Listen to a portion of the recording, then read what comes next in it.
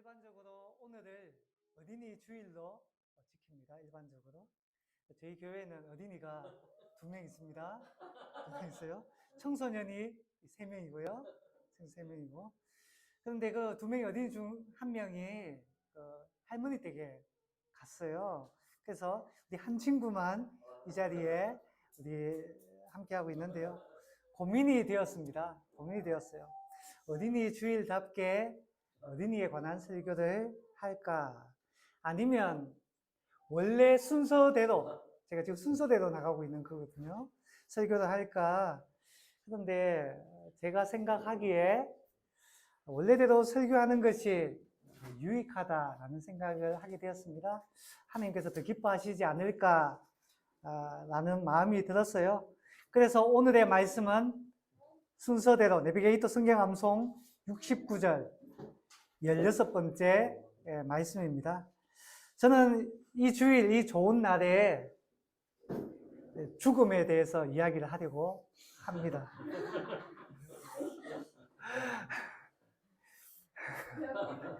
주안이 갑자기 미안해지네. 그런데 죽음에 대해서 제대로 이해해야 저는 삶의 방향이 올바르게 정해진다라고 믿습니다. 죽음에 대한 바른 이해가 없기 때문에 많은 사람들이 생명의 길에서 벗어나 잘못된 길을 가고 있다고 생각해요. 여러분, 죽음이란 무엇일까요? 혹자는 영혼과 육체가 분리되는 것이 죽음이다라고 이야기합니다. 돌아가신 분을 보면 사실 그 육체만 남게 되지요. 어떤 사람이 이 육체를 화학적으로 분석을 해 봤어요. 다음과 같은 분석되었다고 합니다. 인간은 칼슘 2.25kg, 대부분 뼈 무게가 아닐까? 인산염 500g, 칼륨 252g, 나트륨 186g, 마그네슘 28g, 철 28g. 그리고 체중의 약 60%는 뭐라고요? 70%는 뭐라고요? 수분, 그렇죠. 물로 이루어져 있습니다. 근데 이렇게 이 모든 것을 합쳐서 만약에 돈으로 환산하면 얼마 정도 나올까요? 식당에서 밥 한 끼 사 먹기도 힘든 것이 인간의 육체의 가치라고 이야기합니다. 근데 성경은 이것보다 더 신랄하게 표현하죠. 인간은 흙으로 만들었는데, 그렇죠. 그 흙의 의미가 먼지입니다. 먼지. 그러니까 흙이라는 건 사실 소중한 건데 먼지라고 하면 이야기가 달라지죠. 아무 짝에도 쓸모없는, 물질적, 화학적으로 아무런 가치가 없는 것이 인간이다 라고 성경은 이야기를 하고 있는 겁니다. 그러나 물질로만 봤을 때는 가치가 없지만 인간은 물질만 있는 것이 아닙니다. 영적인 존재입니다. 칼빈주의에서는 이렇게 말하죠. 인간은 영혼과 육체가 완벽하게 결합된, 분리될 수 있는 존재는 아니거든요. 완벽하게 결합된 존재라는 것이 칼빈주의적 입장입니다. 1900년에 덩컨 맥두걸이라는 의사가 그렇다면 인간의 영혼이 있다면 영혼의 무게는 얼마일까? 나름대로 실험을 해봤다라고 이야기를 해요. 아마 들어보셨을 겁니다. 특수한 저울 위에 임종을 맞이한 결핵 환자를 특수한 저울 위에 올려두었다고 해요. 그리고 임종의 순간에 측정을 했다는 겁니다. 이런 기록이 남았습니다. 눈금막대가 분명한 소리를 내며 한 칸 아래로 뚝 떨어졌다. 그리고는 다시 돌아오지 않았다. 줄어든 무게는 21g이었다. 이후에 이 소재를 가지고 21g이라는 헐리우드 영화가 만들어졌습니다. 저도 그 영화가 어떤 영화인지 이렇게 소개를 받았는데요. 이 영화는 도입부에서 이렇게 말합니다. 죽는 바로 그 순간 우리 모두는 21g을 잃어버린다. 누구나 예외 없이. 사실 저는 21g이 정말 영혼의 무게인지 잘 모르겠습니다. 저는 잘 모르겠어요. 그러나 영화는 이렇게 말하고 싶은 것 같습니다. 인간은 단순히 어떤 칼슘과 나트륨, 철과 수분으로만 이루어진 어떤 물질적인 것으로만 존재하는 것이 아니라 영적인 무언가가 있다 라고 그 영화는 말하고 싶은 것 같아요. 그렇죠. 그렇습니다. 인간은 영혼을 지닌 하나님의 피조물입니다. 피조물이에요. 그렇지만 하나님께서 창조하신 이 아름다운 피조물도 모든 사람이 동일한 운명을 걸어갑니다. 죽음이라는 비참한 결과를 맞이합니다. 여러분 27절 말씀 한 번 더 읽어볼까요? 27절입니다. 시작.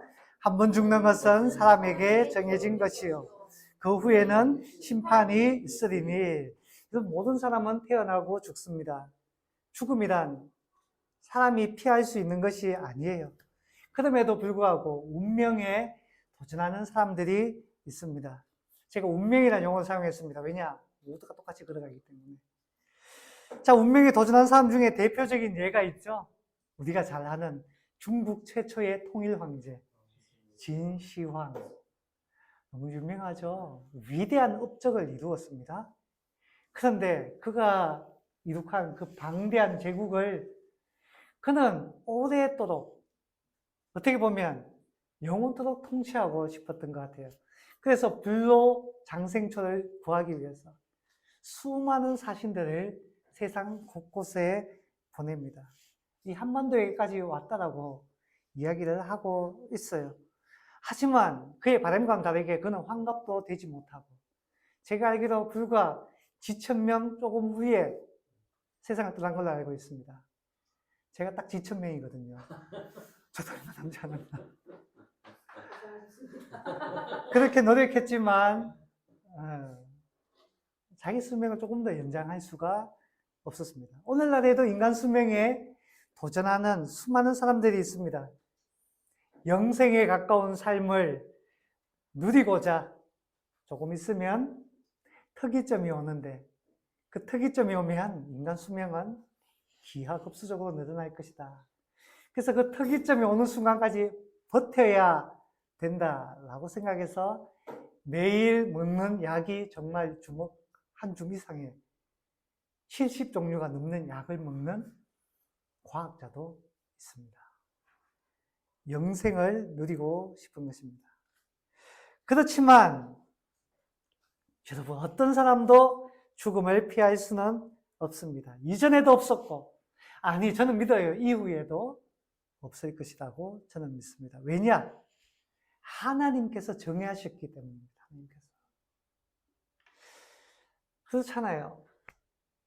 어제 정정했던 사람이고 어제 만났는데 너무 건강했어요. 그리고 오늘 저녁에 그 사람과 또다시 저녁 약속을 잡았어요. 그런데 오늘 아침에 비보가 날라옵니다. 아내에게서 돌아가셨습니다. 사실 그게 우리의 어떻게 보면 일상에서 마주하는 어떻게 보면 평범한 일들입니다. 황망이 짝이 없지만 인간은 원래 그렇습니다. 아무리 대단한 사람이라도 죽음을 피할 수 없어요. 조금 빠르고 늦을 뿐이에요. 영생이라는 무시간적인 하나님의 관점에서 볼 때 우리의 빠르고 늦음은 하나님의 기준에서는 사실 찰나에 불과합니다.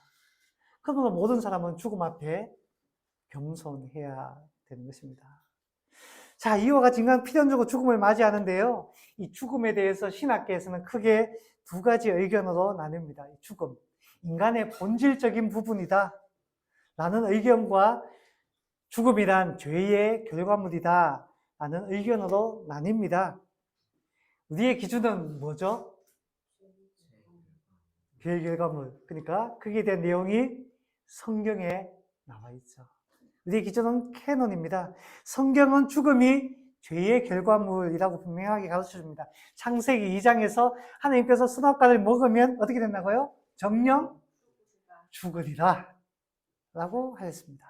로마서 5장 12절에서도 한 사람으로 말미암아 죄가 세상에 들어오고 죄로 말미암아 뭐가 들어왔어요? 사망이 들어왔나니. 이와 같이 모든 사람이 죄를 지었으므로 사망이 누구에게? 모든 사람에게 이르렀느니라 라고 죄와 사망의 관계에 대해서 아주 선명하게 말하고 있습니다. 자, 사망은 죄의 결과물이다. 그런데 필연적으로 죽음을 맞이하는 사람들이 죽음을 피할 수 없으니까 크게 두 가지로 반응을 해요. 크게 두 가지로. 자, 첫째는 어떻게 반응할까요? 이렇게 합니다. 한 번 사는 인생, 할 것 다 하고 누릴 것 다 누리고 가자라고 이야기합니다. 이런 부류가 있어요. 어떤 거죠? 속된 말로 아끼다가 아끼다 동대. 현대판 쾌락주의죠. 현대판 쾌락주의. 그래서 사람들은 버킷리스트를 만듭니다. 나는 인생, 한 번 사는 인생 이거 다 하고 갈 거야. 물론 저도 버킷리스트가 있습니다. 뭐 가깝게는 제주도 해안도로 자전거 일주.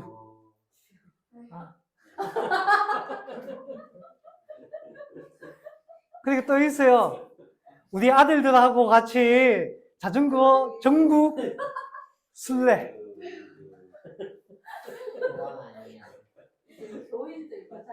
예, 한라산은 갔다 왔으니까 이제 지리산하고 수락산 가는 거. 사실 저희 버킷리스트는 되게 소박한 겁니다. 우리 아들들이 원할지 잘 모르겠지만. 자, 이와 같이 버킷리스트를 꾸리고 추구하는 사람들의 이면에는 뭐 소박한 버킷리스트가 저는 나쁘다고 생각하진 않아요. 그러나 그 이면에는 어떻게 보면 죽으면 모든 것이 끝난다. 그런 생각이 있기 때문에 내가 하고 싶은 거 다 하고 싶다. 오직 현세만 살아가는 사람들이 많이 있다는 겁니다. 오직 현세만. 반면에 내세를 위해 적립하는 사람들도 있습니다. 죽음이 끝이 아니다라는 거죠. 저기 동남아에 가면 윤회설을 믿는 사람들이 많이 있어요. 윤회설. 다음 세상에서도 나는 사람으로 태어나고 싶다. 아니, 좀 신분이 상승해서 부잣집에서 태어나기 위해서 지금 바르게 정직하게 살려고 합니다. 다음 세상에서는 순양 그룹에서 태어나고 싶은 거예요. 진양철의 아들로 손주로 태어나고 싶은 겁니다. 그래서 오늘 바르게 살려는 사람들이 있어요. 이슬람을 믿는 무슬림들은 알라에게 잘 보이려고, 알라의 마음에 들려고 기도하고 선행에 힘씁니다. 심지어 자살 특공대로 자신의 몸을 내어 던지기도 합니다. 이런 사람들은 뭐죠? 내세를 위해 현세를 정립해 나가는 사람들입니다. 죽음은 모든 사람에게 찾아옵니다. 피할 수가 없습니다. 그리고 우리도 사실은 내세를 준비를 해야 합니다. 죽음을 준비를 해야 돼요. 왜냐? 심판이 있기 때문입니다. 27절에 보세요. 죽음 이후에 뭐가 있다고요? 심판이 있으리니. 물론 이 심판은 죄의 결과로 인한 것입니다. 불신자들이 심판을 받습니다. 성경은 그것을 향해, 불신자들이 받는 심판을 향해 두 번째 죽음 혹은 영원한 죽음이라고 표현합니다. 두려운 일입니다. 그런데 여러분 기억하십시오. 우리 예수 믿는 사람들도 심판을 받습니다. 고린도후서 5장 10절에 이렇게 말합니다. 고린도후서 5장 10절 잘 들어보세요. 우리가 다 반드시 그리스도의 심판대 앞에 나타나게 되어 우리도 각각 선악간에 그 몸으로 행한 것을 따라 받으려 합니다. 자, 여기 대해서 다 해석할 수는 없지만 중요한 것은 그리스도인들도 심판대 앞에 서게 된다는 겁니다. 하나님의 심판대. 어떤 생각이 드십니까?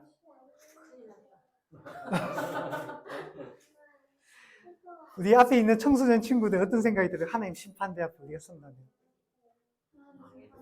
망했다. 아직은 안 되는데. 자, 복음 교육을 다시 해야겠네요. 자, 우리는 심판대 앞에 서지만 믿는 자들은 두려워할 필요가 없습니다. 로마서 8장 1절에 그리스도 예수 안에 있는 자에게는 결코 정죄함이 없나니. 결코 정죄함이 없나니. 하나님께서 정죄하지 않는 이유에 대해 오늘 읽은 28절 말씀이 잘 보여줍니다. 오늘 읽은 28절 말씀 다시 한번 읽어볼까요? 28절 시작. 이와 같이 그리스도도 많은 사람의 죄를 담당하시려고 단번에 들이신 바 되셨고 구원에 이르게 하기 위하여 죄와 상관없이 자기를 바라는 자들에게 두 번째 나타나시리라. 아멘. 죽음과 심판이라는 인간의 비참한 말로에 대해 하나님께서 그 해결책을 제시해 주시는데 그리스도의 제사를 소개합니다. 그래서 많은 사람들의 죄를 담당하시려고 예수님께서 자신을 제물로 드리셨다라고 말합니다. 히브리서 9장은 이 이야기를 계속 반복해요. 12절에는 그 유명한 그리스도의 영단번의 제사에 대해서 소개합니다. 영단번의 제사. 이렇게 이야기하죠. 염소와 송아지의 피가 아닌 자기의 피로 영원한 속죄를 이루사 단번에 성소에 들어가셨습니다. 주님의 십자가 대속은 영원한, 단 한 번의 영원한 제사라고 이야기합니다. 그러므로 말미암아 우리는 우리의 죄를 위한 또 다른 제사를 드릴 필요가 없어요. 우리는 더 이상 양이나 염소를 잡을 필요가 없습니다.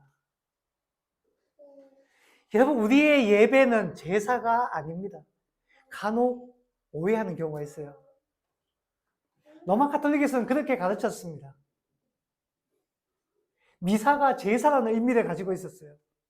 그렇지 않아요. 제사는 끝났습니다. 예배는 다만 하나님을 향한 감사와 찬양입니다. 그리고 은혜를 받는 수단이에요. 우리의 죄를 용서받기 위한 것이 아니라는 거죠. 이미 영단번의 제사로 끝났습니다. 주님 덕분에 예수님을 믿는 우리는 더 이상 심판을 두려워할 필요가 없습니다. 다만 뭐가 있죠? 현세의 삶에 대한 다만 뭐가 있죠? 그래서 심판대에서 주어지는 것은 상급입니다. 상급. 상급의 차이만 있을 뿐이에요. 저는 상급에 대해 조금 나누고자 합니다. 우리에게는 상급에 대한 바른 이해가 필요합니다. 자, 우리가 이 세상에 예수님을 열심히 믿고 충성되고 헌신하며 살았는데, 그러면 천국에 가서 주어질 그 상급이란 어떤 것일까요? 어떤 것일까요? 여러분, 우리는 상급을 물질적인 것으로 생각하는 경우가 많이 있습니다. 물질적인 어떤 것. 사실 그게 이해하기 가장 쉽거든요. 천국에서는 더 좋은 아파트, 더 좋은 자동차, 더 좋은 음식을 누리겠다라고 헌신하는 분들이 있고 그렇게 가르치신 분들도 있었어요. 옛날에 이런 말 들어보셨죠? 헌신하지 않으면 무슨 면류관요? 개털 면류관 쓰고 충성 봉사하면 황금 면류관 쓰고 헌신하지 않으면 초가집에서 살고 충성 헌신하면 대골집에서 살고 누가 그렇게 가르치셨습니까? 사실 이렇게 어린 시절에 들어보셨을 거예요. 만약에 충성 헌신한 사람은 저 고급 아파트에 살고 헌신하지 않는 사람은 저 형편없는 저 초가집에 살고 만약에 그렇다면은 천국에서도 서로 비교하지 않겠어요? 비교하지 않겠어요? 인간을 불행하게 만드는 가장 큰 것, 저는 그것이 비교라고 생각합니다. 인간을 불행하게 만드는. 남보다 못하다고 여기면 비참해지고, 남보다 낫다고 여기면 교만해지는 것이 비교입니다. 비교. 저는 우리 푸른의 교회를 비교하지 않으려고 해요. 6명일 때도 100%였고요. 지금 11명일 때도 100%입니다. 100%예요. 한 사람 한 사람이 제게는 완전한 동력자입니다. 완벽한. 제가 만약에 비교해 보십시오. 자, 우리 이렇게 오셔서 너무너무 좋거든요, 제가. 너무너무 행복해요. 그런데 옆에 비슷한 교회가 갑자기 10명이 더 불었어.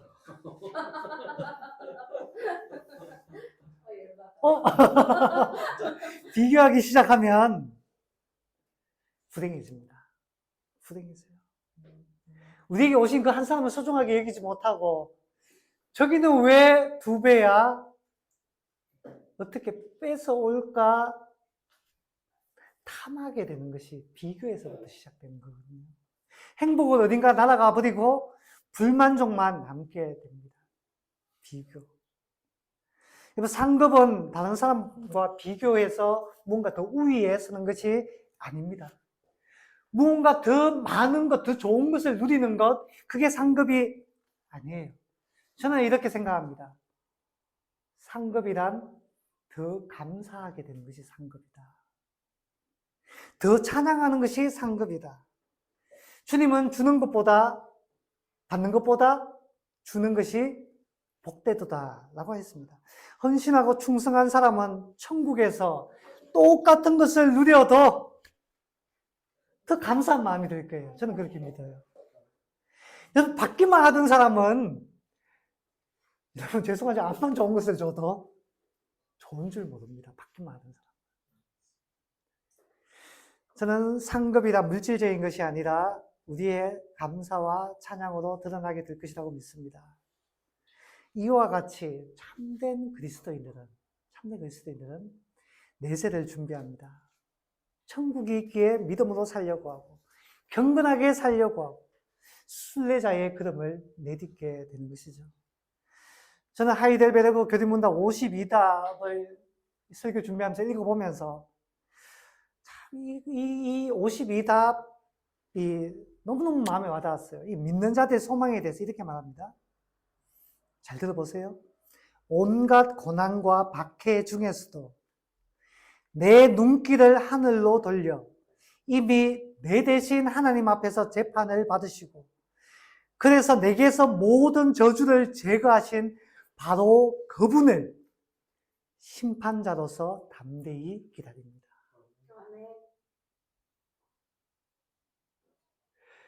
우리를 심판하실 분은 나를 대신해서 심판을 먼저 받으신 분이에요. 그분이 나를 심판하니까 그것은 심판이 아니고 그것은 은혜가 되는 거죠. 그분은 그와 나의 모든 원수를 영원한 형벌로 정죄하실 것이나 나와 그의 모든 택함받은 자들은 자신과 더불어 하늘의 기쁨과 영광으로 인도하실 것입니다. 네.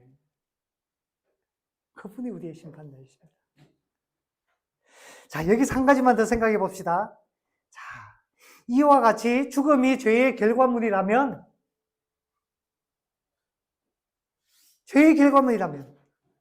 이미 죄 문제가 해결된 예수 믿고 구원받은 우리 그리스도인은 왜 여전히 죽는가? 그렇죠? 성도도 죽습니다. 성도도 죽어요. 죄 문제 주님께서 해결해 주셨는데 왜 불구하고 왜 육체적 죽음을 맞이할까요? 하이델베르크 교리문답 한 문 더 소개합니다. 42문에서 이렇게 말합니다. 우리의 죽음은 우리 죄를 위한 보상이 아니라 죄에 대해 죽는 것이요 영생에 들어가는 것일 뿐이다. 우리 믿는 자의 죽음은 죄에 대한 어떤 심판의 결과물이 아니고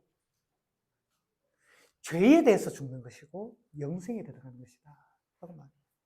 여러분, 그리스도인들에게 죽음이란 저주가 아니고 축복이라고 가르쳐 줍니다. 왜냐? 첫 번째, 죄에 대해서 죽기 때문이죠. 문자적으로는 죄의 소멸이라고 말합니다. 우리는 구원받았지만 여전히 죄 문제로 힘들어합니다.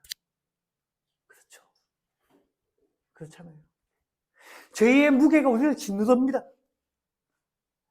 그래서 바울은 로마서 8장 23절에서 이렇게 고백합니다. 그뿐 아니다. 또한 우리 곧 성령의 처음 익은 열매를 받은 우리까지도 속으로 탄식하여 양자 될 것 곧 우리 몸의 속량을 기다리냐. 하나님 언제까지 주님 이 죄된 세상에서 죄와 더불어서 그렇게 굴러다니는 언제 우리를 속량하시겠습니까? 기다린다라고 말했습니다. 믿는 자들이 탄식하며 몸의 속량을 기다립니다. 죽음은 죄 짓는 일에 종지부를 찍는 일이라는 거예요. 죄 짓는 일의 종지부. 두 번째, 죽음은 영생에 들어가는 일이기 때문입니다. 영생에. 우리는 예수를 믿는 순간부터 하나님 나라의 복을 누리고 있지만 아직 완전한 것은 아닙니다. 죽음의 관문을 통과한 후에야 비로소 영생의 풍성한 축복을 누리게 됩니다. 바울은 빌립보서 1장 21절에서 이렇게 말하죠. 이는 내게 사는 것이 그리스도니 죽는 것도 유익합니다. 고린도후서 5장 8절에서는 우리가 담대하여 원하는 바는 차라리 몸을 떠나 주와 함께 있는 그것이다 라고 고백했습니다. 여러분, 죽음은 우리의 가장 큰 대적입니다. 그러나 그리스도의 대속 사역으로 인해 죽음은 오히려 우리에게 뭐가 되었다고요? 친구. 하늘 복락에 이르는 문을 열어주는 문지기가 된 것입니다. 그러므로 사망은 그리스도인에게는 끝이 아닌 영광스러운 새로운 출발이라고 말합니다. 죽음은 영광스러운 새로운 출발. 여러분 믿습니까? 믿음 좋으신 분은 묻는데 우리 청생 친구들 아무도 고백 안 합니다. 왜냐? 죽음은 어려운 문제이기 때문에 그렇습니다. 입술로는 아멘이라고 고백하고 저도 아멘이라고 하지만 실제로 그렇게 알고 있지만 실제로 죽음을 마주하면 어려운 문제예요. 그렇죠? 하나님 알긴 알지만 조금 잠시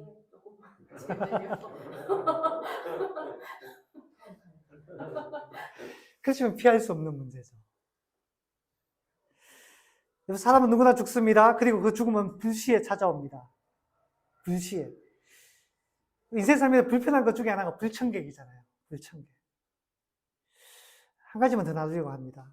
불청객을 잘 맞이하는 방법이 있습니다. 뭐죠? 준비를 하는 거예요. 준비를 하는 거예요. 제가 어제 읽었던 기사인데 잠깐 나누고자 합니다. 은혜로운 이야기 하다가 갑자기 명품 이야기 하려고 하니까 좀 거시기 하긴 한데 수많은 명품 브랜드를 거느린 LVHM이라는 그룹이 있습니다. LVHM 그룹. 집사님이 좋아하시는 제품도 있어요. 루이비통. 집사님 한번 사주셨죠? 그 그룹의 회장이 베르나르 아르노라고 하는데 테슬라 일론 머스크를 앞서서 지금 세계 최고의 부자가 되었습니다. 275조.